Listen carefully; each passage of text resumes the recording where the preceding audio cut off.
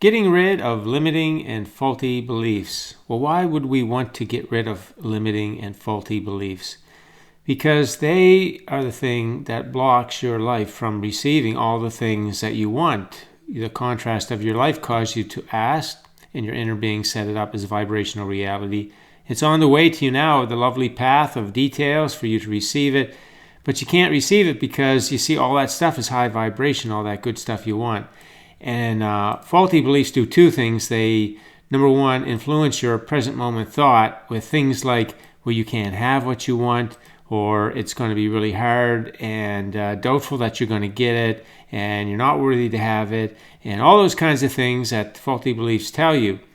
So that's one thing they do, and then they broadcast to the law of attraction as well at the same time. So the law of attraction is picking up that energy, and of course, it's returning to you in your life what matches that faulty belief, and that is typically the rodeo ride and the train wreck, because under the influence of faulty beliefs, your life is going to be rough. It's not going to be the smooth life that you came for, because the things that you want are blocked. And in addition to that, just the low vibration of the faulty belief is going to attract to you what matches it. So that's the reason why things are in our life in the way that we don't want them to be. And that is the reason we want to get rid of limiting and faulty beliefs, because once we do, then it looks like this. So the door is open. Once we replace those faulty beliefs with natural beliefs, now our beliefs are supporting the things that we want. It's all high vibration. And then we can receive the path of all those details that bring us to the joyful life in all the ways that we want it, the good experiences, the fun, all the stuff that we want. And then, of course, there's more contrast, so we're going to do more asking. And it's a joyous, expanding cycle. So that's the reason that we want to get rid of faulty and limiting beliefs. And you can see from this is we're not thinking about manifesting things. We're looking at cleaning up our energy. We're looking at getting our energy back in alignment, which basically means getting our thought energy back in alignment. And that means we want to get our thoughts in agreement with who we are and how life works, which is the open door, because when we know how life works and why we came here and who we are and how life works and desire is born and turned to things, the creative process tells us all of that. When we know that, then that's the way we think in terms of the creative process. And then we can see everything serving us, and we're just really in that very calm and peaceful state where we know everything is working out for us. And at the same time, we're going to be excited about the things that are on the way, anticipating them, feeling the joy of them. So we definitely are going to have some excitement in our life as we're experiencing the path and receiving everything that we want. So what do we do then? What do we do to get rid of those faulty and limiting beliefs? Well, a lot of people have tried a lot of different things, are hopeful that maybe they can go to sleep at night and do something, plug something in the morning, those faulty beliefs will be all gone. But they won't. And people talk about guided meditations. Will that take out faulty beliefs? How about hypnosis? Will that get rid of faulty beliefs? How about subliminals? So many things that people want to use so that they can do it, and faulty beliefs will be gone. And then the door's open and everything is coming in.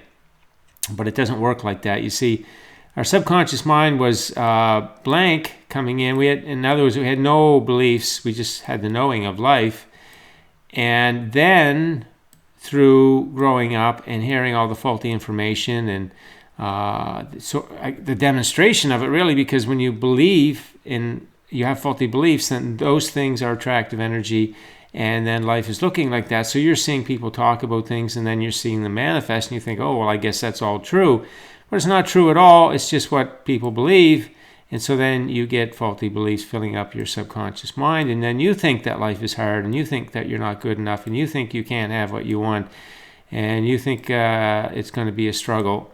And so that's some of the common beliefs that we grow up with. So then our subconscious mind is like that, and it's broadcasting to the law of attraction. It's influencing our conscious thoughts. So we keep thinking those same thought patterns, and the law of attraction keeps getting the signal. So our life generally stays where it is, and it's being restricted by those limiting and faulty beliefs. So what we want to do is we want to change our thought energy, and even when we get the faulty beliefs, see, we can start to take charge. This is the real important part. Our faulty beliefs are going to want to influence us to think the same old way that we have been thinking, equal to those faulty beliefs. But we're going to stop, and this is where the deconstruction process comes in. When you have a negative emotion, you know a faulty belief is active, and the thoughts that you're thinking are related to it, and they're going to be negative emotion because your inner being saying, that's not true. That thought is not true at all. And so that's where you kick in, and you start to deconstruct that, and you say, well, that's not true. And what is true? And then you start talking with yourself about what's true, and then you start, and you can even talk about why that thought that you're thinking is not accurate. And that whole discussion with yourself starts to get you tuned back into what the natural beliefs of life are. And as you do that repetitively, similar to when you were growing up, you got repetitive messaging, put those faulty beliefs in. Now you're going to do repetitive messaging every time that the faulty belief comes up. And as you do that, see, now your subconscious will start to be replacing the faulty beliefs. They'll be replaced with natural beliefs. And that gradually happens over time. As we see in this diagram here on the right, you've got a glass of water with dye in it, and you want to displace that. So you pour fresh water in there, and you keep pouring it in, and you end up with a good glass of water that's free of that dye because you've displaced it. And that's what we want to do with faulty beliefs. It's the only way.